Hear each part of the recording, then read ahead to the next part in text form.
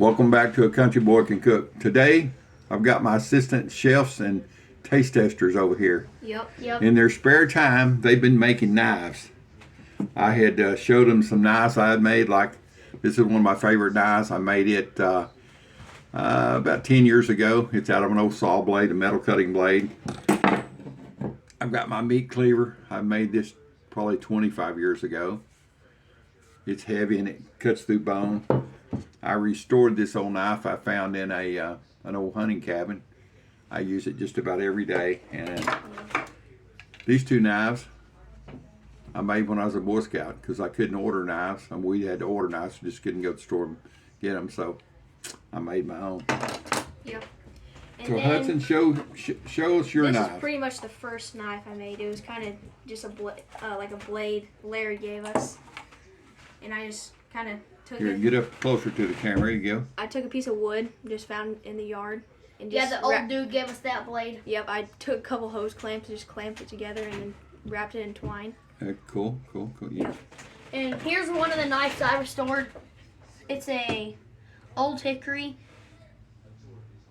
It's a nice one. Good kitchen knife. Yeah, I used it a couple times now. And this one, I took like an old gardening blade, and I took a grinder and just cut off wheel and just made a blade out of it, and then wrapped it in some leather. Cool. This one I made, it was real rusty, so I restored this one. I used a belt sander, and I got it cleaned up. Then some leather that Larry gave my grandpa, I got some from him, and I wrapped the handle in it. Yep. Larry gave me this knife too, the old dude. Yeah, that will do. What about your knife in your wood? And this one I get made. up closer This there. one I made let a me- couple days ago. Yeah. And I made a case for it and everything. So I took a deer antler that Larry gave us and made a button out of it. Let me show you the knife. So that's the case. It's pretty Very cool. Yeah, very cool. And then this one, I took a deer antler and cut it in half. And I took like an old spear blade and made a knife out of that. And it's got two pins to hold the antler on. 2 brass pins, and I just hammered And them in there. it's called a full tang because the metal goes all the way through. Yep. And then this is the case I made for it. I just cut a couple holes in it. There you go. Very cool. Very That's cool. pretty cool. Well, y'all are learning, Yep. and that's the best way to do it. Just do it one at a time, and if you mess up, go do another one, and then do another, and then. These are some arrowhead and some points that I found years ago. We've come a long ways from using these to scrape hides with and to cut meat. So I found these on the ranch where I was raised. Let's get down here. I'm going to show them how to y'all sharpen knives here. Yep. They're sharper this one. All right, I'll let you sharpen it. I forgot. Here, let me see it. So this is two sides on this stone. This is one my dad had. This is a coarse side. You can see it's worn down through all the years of use. And so all you do is just take and run it back and forth in here.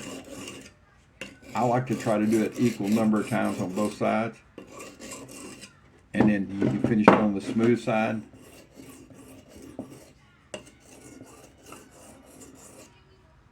And I have a Arkansas Smith stone, which is really smooth if you want to put a fine edge. I got one of those too. Do you? Okay. Yeah, it's just like, it's a little different, but I got one of those. And this is out of Arkansas. It's a natural stone that they cut, I think, around Hot Springs. That's where they mine this stone at. I'm not sure what type of stone it is. And then Smith also produces this one. You know, it closes up in itself and easy packing around. So I use this in my kitchen just about every day. I do a tune-up on my knives when I'm getting ready to use them. If they're pretty dull, I'll take this coarse side. This is diamond embedded. I have a diamond embedded stone too. Oh, do you? Yeah. And you just take and run it over equal numbers of times. And that'll put it really good. That's sharpened up really quick. Yeah. Now I will tell y'all something. If you're using a knife Yeah. and you're cutting what's a meat or something like that, Yep. and all of a sudden you find out, see this is sharp. If you find out it's kind of dull, they make something that's called a steel, which is a steel rod.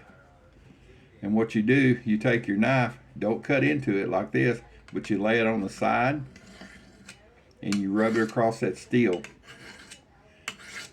equal number of times. And that'll tune that blade up. What happens on a blade, when it's sharp, it's thin. And when you're using it a lot, it won't be straight, it gets kind of crooked through here. Well, when you run it over the steel like this, it straightens it out. And you can pull it to you like that, and you wouldn't believe how fast that puts an edge back on that knife. Here, feel it, see if it's feeling sharper. Yeah, it feels way sharper. So, you want to try your knife on this? Get your knives Sure. on this one? Yeah, I'll try it. Yeah, careful, don't cut yourself. Make sure you got all your fingers in when you get through sharpening. Going. You don't want to come home fingerless. Nope. We'll be calling you four fingers. Be like my cousin Donna. When I was about Oh, that one, 6 years old, I was out by our swing set and she was swinging real high, and it Put a wasn't. blade on that for sure. It was not latched in the ground good, Yeah. and it came up, and I was running under it playing, and it came back down on my toes barefooted, and it cut my big toe off. You don't have your big toe? They sewed it back on, Dang. and so I call her toe chopper. She calls me nine toes, but I still got my toe. Yeah. Yep. They have these double-sided ones like this for like $2 at where y'all been shopping at? Not Tool World, Harbor Freight? Harbor Freight. Yep. Yeah. Like $2, $3 for these. Yeah. That's So, pretty cheap. yeah. We have one that my mom's dad gave to us. Oh, cool. That's very good. Very Yeah. good. It's a nice one. Well, I was just going to bring y'all back comparing these knives and showing you what my buddies are doing and how they're making these knives. And I'm glad that's something they can take care of and have for the rest of their lives and use in the kitchen or use them in the field or whatever y'all choose to do with them. Yep. Take them camping with us when Take we go 'em camping. camping. There's a lot of people around that they do wood carving, and they like to get these knives about like this, these real thin ones, Yeah. really sharp, different shapes and stuff. Yeah. And if y'all get good at it, you might even get you some jobs making knives for those dudes. Yep. That'd be pretty cool. But anyway, that's about it from the old dude and the two helpers, and Yep. we'll see y'all back on another video, maybe in a week or so. See y'all later.